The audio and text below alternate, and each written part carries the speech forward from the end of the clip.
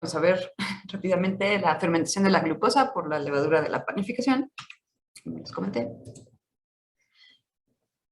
Y bueno, entonces, bueno, como una introducción al metabolismo de la glucosa, bueno, ya saben que la glucólisis es la vía metabólica por la cual se va a degradar una molécula de glucosa. Y esta ruta, su nombre proviene del griego de glicos, que es azúcar, y lisis, que es ruptura, entonces ruptura de azúcar. Se piensa o se ha hipotetizado que esta vía, la glucólisis, es de las vías más ancestrales donde se produce ATP a nivel de sustrato. O sea, directamente por la ruptura de la glucosa se produce ATP. Y aunque no se produce mucho ATP, pues ya es energía que se puede utilizar. Bueno, entonces aquí la glucosa en esta ruta se va a ir rompiendo en moléculas de piruvato. La glucosa tiene 6 carbonos, el piruvato 3, entonces cada glucosa se parte en 2 moléculas de piruvato. Y bueno, este ácido pirúvico o piruvato puede seguir varios caminos metabólicos, dependiendo de las condiciones en las que se encuentra la célula o el contexto celular, como se llama.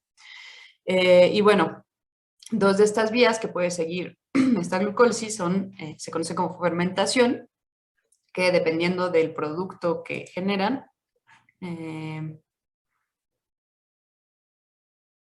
ok, sí, gracias Mario, no hay problema.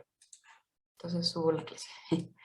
¿Qué estaba diciendo? Sí, que dependiendo del producto que generen en la fermentación, se distingue entre fermentación alcohólica, cuando es alcohol, y fermentación láctica, cuando es ácido láctico, como el producto. Y bueno, aparte de estas fermentaciones, también se puede ir el piruvato a la respiración celular, que es la fosforilación oxidativa, que fue una ruta desarrollada después en la evolución y es más eficiente, o sea, bueno, se puede generar más ATP que en la glucólisis, entonces así se aprovecha mucho más la glucosa para generar energía.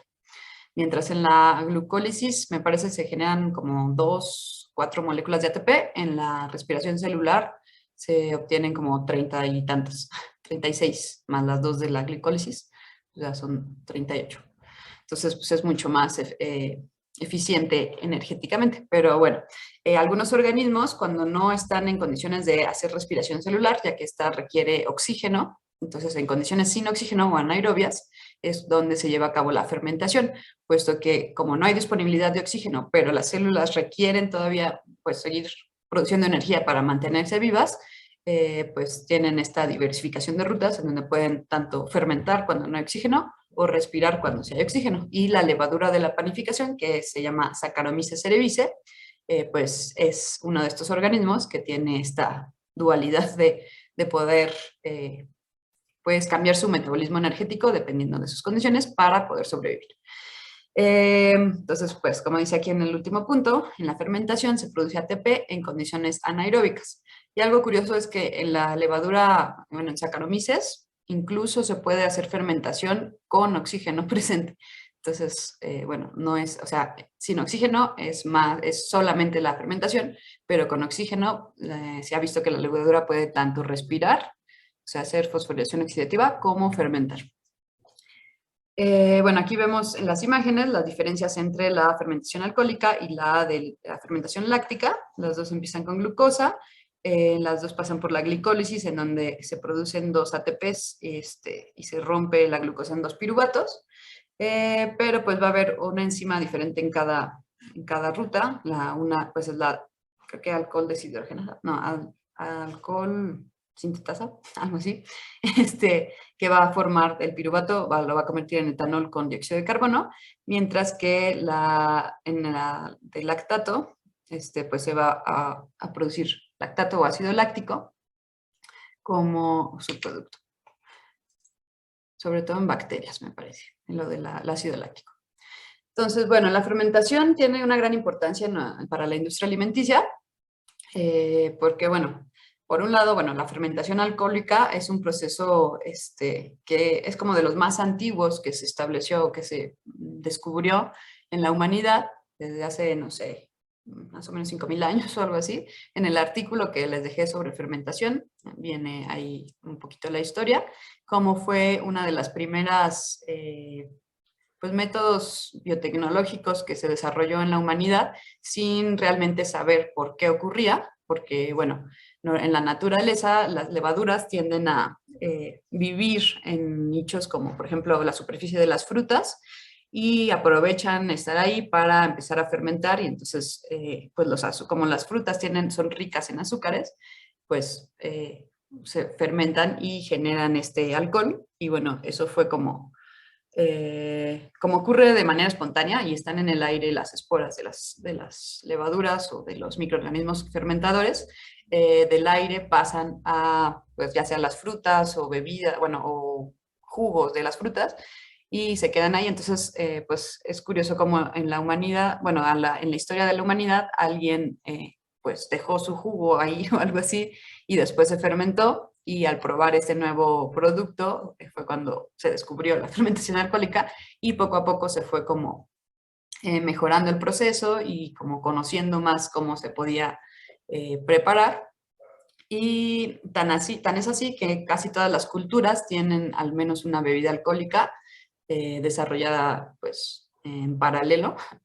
Y bueno, entonces a nivel industrial, pues la fabricación de bebidas alcohólicas es pues, una actividad importante, pero pues también hay otros alimentos, no solamente las bebidas alcohólicas, que requieren fermentación. Por ejemplo, algunos productos lácteos como el yogurt, el kefir, algunos quesos, algunos otros productos como de salmueras, por ejemplo, la salsa de soya que está fermentada. Entonces, bueno, la fermentación en sí está implicada en muchos productos, en muchos, más bien, procesos para producir alimentos, y entonces, pues es importante su estudio. Bueno, tiene un gran impacto económico el estudio de este tipo de rutas, y también, sobre todo, para poder,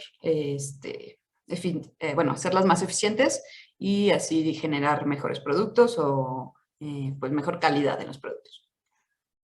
Y bueno, Saccharomyces cerevisiae es una levadura que es un hongo unicelular. Las levaduras son hongos que todos tienen la característica que son unicelulares, pero son polifiléticos, no tienen un mismo origen. Hay diferentes familias de hongos que tienden a ser levaduras, o bueno, la levadura es como esa forma de vida libre en unicelular.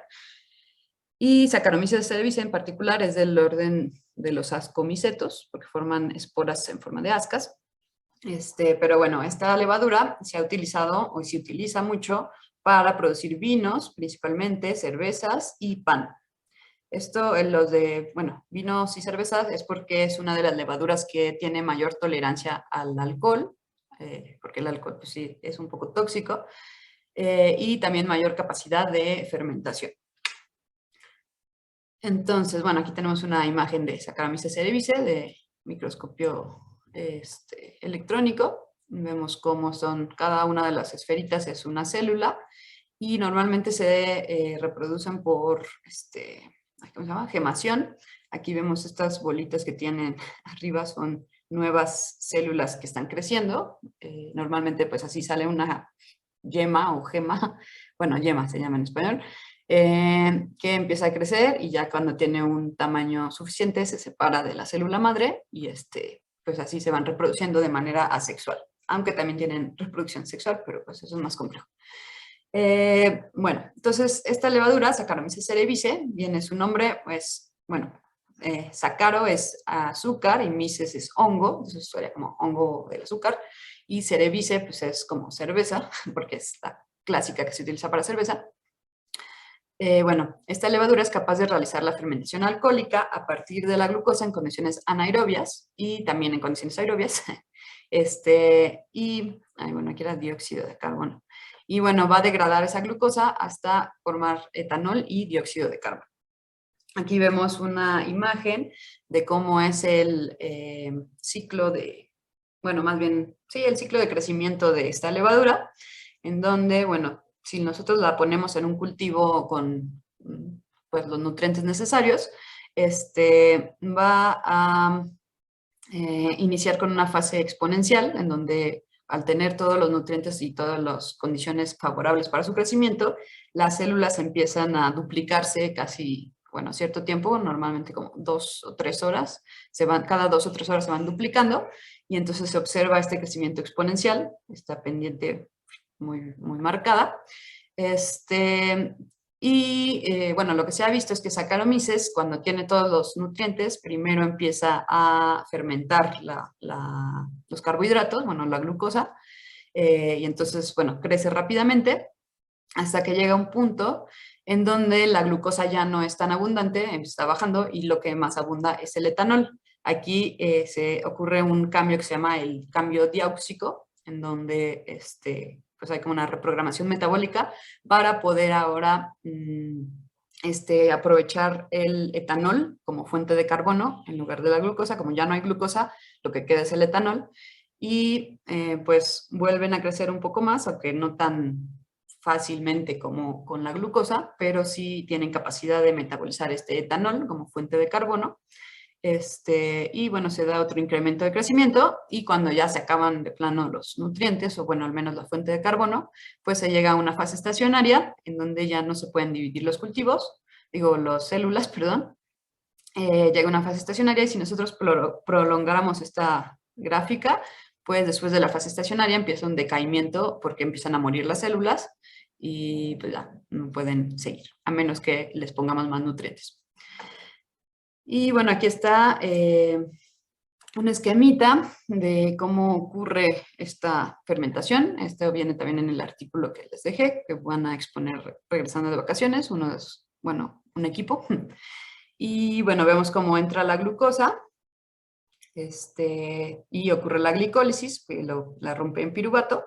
Y bueno, del piruvato se puede ir por un lado a la cadena respiratoria, en las mitocondrias, cuando hay oxígeno presente, o a la fermentación alcohólica, en el caso de Saccharomyces, en donde, bueno, ese piruvato va a partirse en 2 moléculas de etanol y, bueno, va a generar 2 moléculas de etanol y 2 moléculas de dióxido de carbono. Y ahora, bueno, el objetivo de esta práctica, esta es de las prácticas que se adaptaron a casa, pero básicamente son, bueno, lo mismo que hacíamos en el laboratorio, porque los materiales sí son como caseros. Entonces, bueno, los objetivos de esta práctica es observar la fermentación alcohólica de Saccharomyces por medio de la producción de dióxido de carbono. Como nosotros no podemos seguir la producción del etanol así de modo casero, pero sí podemos seguir la producción de dióxido de carbono, es como podemos observar que está ocurriendo la fermentación. Y por otro lado, cuantificar la tasa de producción del dióxido de carbono contra el tiempo. Entonces, recordando otra vez que, bueno, en la fermentación la glucosa hace piruvato y después de este piruvato van a liberar 2 moléculas de dióxido de carbono, es uno de los productos de esta ruta de la fermentación. Después, al liberar estos 2 dióxidos de carbono, se forma acetaldehído, 2 moléculas de acetaldehído que van a ser transformados en etanol. Bueno, aquí está justo las enzimas que lo llevan a cabo. La hipótesis ustedes la pueden formular. Ahí se ve muy pixelada esa imagen, pero bueno, sí se entiende. Justo, bueno, la que va a convertir el piruvato en acetaldehído se llama piruvato descarboxilasa, porque le quita un carboxilo al piruvato. Recuerden que las enzimas, su nombre indica su función. Y bueno, entonces al formarse acetaldehído, es donde entra la alcohol deshidrogenasa, que va a transformar este acetaldehído en etanol, quitando este grupo, bueno, este carbonilo, me parece. Y bueno, así ya tenemos el etanol. Bueno, voy a explicar lo que usa la práctica, pero de todos modos la próxima semana haríamos yo haría la demostración, para que la vean.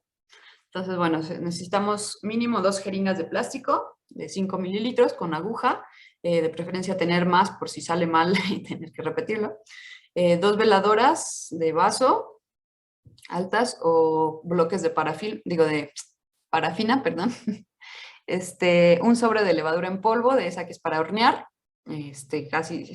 Toda la levadura que usamos para hornear es Saccharomyces cerevisiae.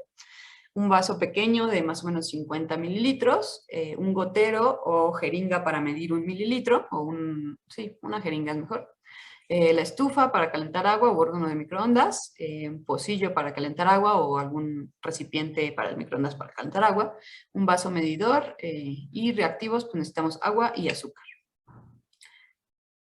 Y bueno, el procedimiento es bastante sencillo. Tenemos que hervir primero 50 mililitros de agua y agregar 2 cucharadas de azúcar hasta que se disuelva y vamos a guardar 10 mililitros.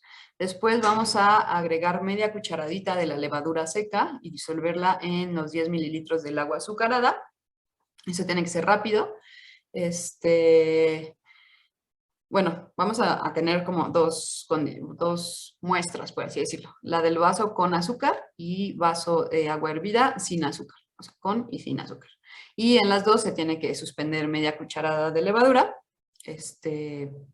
Tiene que ser rápido porque la levadura, aunque está liofilizada y está como dormida, al entrar en contacto con su sustrato, que es la glucosa, se activa rápidamente. Entonces tenemos que hacerlo lo más rápido posible. Igual y primero hacer el de que no tiene azúcar y luego el que sí tiene azúcar.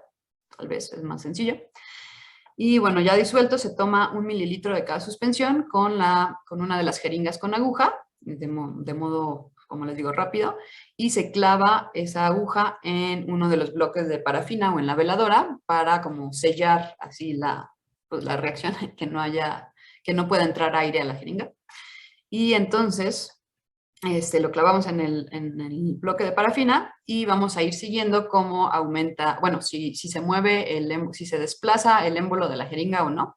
Si hay desplazamiento, está indicando que está ocurriendo la fermentación, porque pues al irse produciendo este etanol y el dióxido de carbono, como que hay un desplazamiento en el volumen y se puede ir siguiendo cómo va incrementando este dióxido de carbono en la jeringa.